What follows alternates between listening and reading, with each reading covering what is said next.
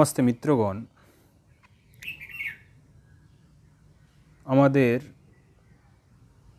सनातन समाजे बहु बर्तमाने हिंदुत्ववादी मानुषेरा बार बार बोलें हिंदू समस्या आछे, हिंदूदेर अस्तित्व संकटे। आमादेर जे सनातन संस्कृति छोट होच्छे, तो तार कारण शुधु कि अन्यान्य रिलिजियन तादेर आदर्श तादेर सिद्धांत नाकि आमादेर किछु भूल सिद्धांत, एटाओ किन्तु आमादेर भाबते हबे। अनेकेई बोलें जे तोमराई ठीक, आर्य समाज ठीक, बाद बाकी सबाई भूल, এই বিষয়ে প্রচার করেন। কিংবা স্বামী দয়ানন্দ সরস্বতী যেটা বলেছেন সেটাই তোমরা মানো, সেটাই ঠিক, আর বাকি সব ভুল। তো একটা বিষয় বলি, আজকে আমি এত গভীরে না গিয়ে জাস্ট একটা আপনাদের ভিডিও আমি দেখাচ্ছি। আগে আপনারা ভিডিওটি দেখুন, তারপর আমি কথা বলবো এই বিষয়ে। স্বরূপ হচ্ছে পুরুষোত্তম। এই কথা বলার অর্থ এই যে ঠাকুর অনুকূলচন্দ্র কে, তার স্বরূপ কি আপনারা জেনে যান।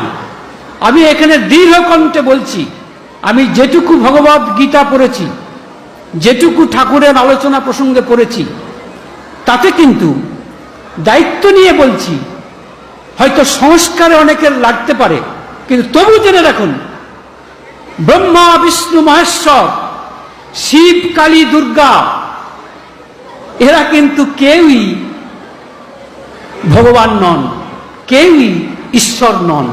ঈশ্বর একমাত্র পুরুষোত্তম। সুতরাং জেনে যান যে শিশু ও ঠাকুর অনুকূলচন্দ্র এদেরকে সৃষ্টি করেছেন। মানে দুর্গা, কালী, শিব ঠাকুর অনুকূলচন্দ্রকে সৃষ্টি করেনি। এই ব্যক্তি বলছেন যে অনুকূলচন্দ্র হচ্ছে বিভিন্ন দেবতা, তাদের সৃষ্টিকর্তা, এবং এনারা ঈশ্বর নয়, একমাত্র অনুকূল বাবা ঈশ্বর। তো কত ভয়ঙ্কর এই কথা, এবং এর সুযোগটা কারা দিয়েছে একবার ভেবে দেখবেন। আমাদের যে অবতারবাদ, সেই অবতারবাদ কিন্তু ভয়ঙ্কর একটা আমাদের ধর্ম ধ্বংসকারী একটা মতবাদ। বেদ, যেটা ঈশ্বরীয় ধর্মগ্রন্থ, এবং বেদ অখিল ধর্মমূলম, মানে সকল ধর্মের মূল হচ্ছে বেদ।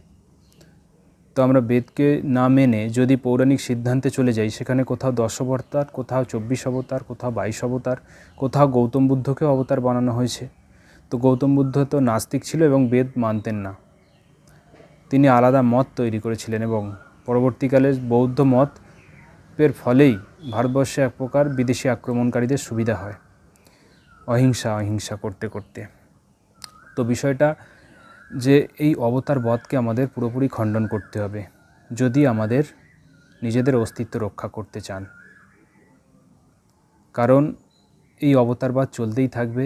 এই কিছুদিন আগে কুশল চক্রবর্তী বলে এক ব্যক্তি আছেন, তিনিও এই অবতারবাদ নিয়ে একটু সমস্যায় পড়েছিলেন। কারণ শ্রী চৈতন্যদেবকে তিনি হয়তো অবতার বলছিলেন না, যে ভাগবতে নেই।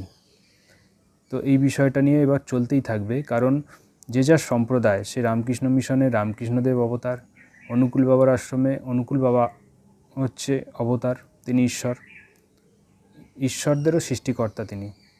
দেখুন, ঈশ্বরের বহু নাম আছে। ঈশ্বর ওম হচ্ছে ঈশ্বরের মুখ্য নাম, আর বাদবাকি গুণ কর্ম স্বভাব। যেমন ঈশ্বরের একটি নাম হচ্ছে ব্রহ্মা, তিনি সৃষ্টি করেছেন, তাই হচ্ছে ব্রহ্মা। তো এই বিষয়গুলো আমাদের ক্লিয়ার হতে হবে, এবং বৈদিক সিদ্ধান্ত এত যুক্তিপূর্ণ যাকে কেউ খণ্ডন করতে পারবে না। আর যেমন এই নামগুলো কিভাবে হলো, যেমন একটা মানুষ, তার একটা মূল নাম থাকে যেটা আধার কার্ড বা রেশন কার্ডে থাকে, সেটা কিন্তু অফিসিয়াল নাম। সেরকমই বেদে যেটা ঈশ্বরের মুখ্য নাম আছে, সেটা হচ্ছে ওম। তো সেখানে যেটা মানে বেদ হচ্ছে আমাদের এক প্রকার ঈশ্বরকে জানা, তার নাম, সেগুলো কিন্তু আমরা সেই বেদ থেকেই রেফারেন্স দিতে পারি। ওম যে নাম, এই নাম কিন্তু বেদে আছে, তার জন্য আমরা ওমকেই কিন্তু ঈশ্বরের মুখ্য নাম রূপে প্রচার করি। এবং গীতাতেও আছে, ওম ইতি একক্ষরম ব্রহ্ম ব্যাহনম মাম অনুস্মরণম ইয়ে প্রয়াতি তেজ্যম দেহম সয়তি পরম গতিম। যিনি ওম নাম নিতে নিতে দেহত্যাগ করেন, তিনি পরম গতি লাভ করেন, এটা বলা হচ্ছে গীতাতেও। এবং সমস্ত মন্ত্রের শুরু ওম দিয়ে হয়। এবং যদি আমাদের সমাজকে এক করতে হয় তাহলে ওমকে সবাই মিলে প্রচার করতে হবে আমাদের।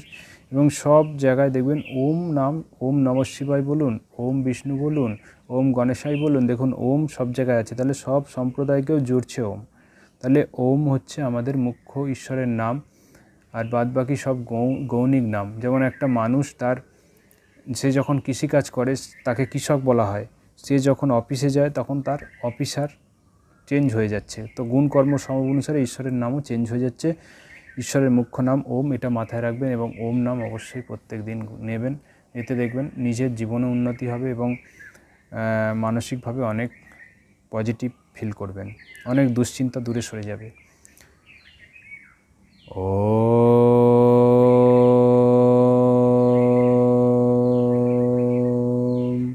যদি কোনো সম্প্রদায়বাদে ঢুকেও যান কিন্তু মূল জিনিসগুলো ছাড়বেন না, তাহলে আমাদের নিজেদের জীবনই ক্ষতি হয়ে যাবে বন্ধুরা। যে যা খুশি বলুক, কারণ এইসব ব্যক্তিরা সেই সম্প্রদায়ের হয়ে কাজ করে কিংবা কিছু স্বার্থ নিয়ে এইসব কথা বলে। আমি জানি না গীতায় কোথায় এই বিষয়টা আছে, কিন্তু বলে দিল গীতায় আছে। এই ধরনের তথ্যগুলো সমাজকে বিভ্রান্ত করছে এবং আমাদের সনাতন সমাজকে বিভেদ করছে। সাবধান হন এবং এক হওয়ার জন্য অবশ্যই মূল বৈদিক সিদ্ধান্তকে আপনারা গ্রহণ করুন জীবনে, যদি ধর্মকে রক্ষা করতে চান। এবং এটা গর্বের বিষয় নয় যেই সিদ্ধান্ত আছে আর্য সমাজের কাছে, এবং শুদ্ধ গ্রন্থ আছে, এখানে কোনো মিলাবট নেই। নমস্তে।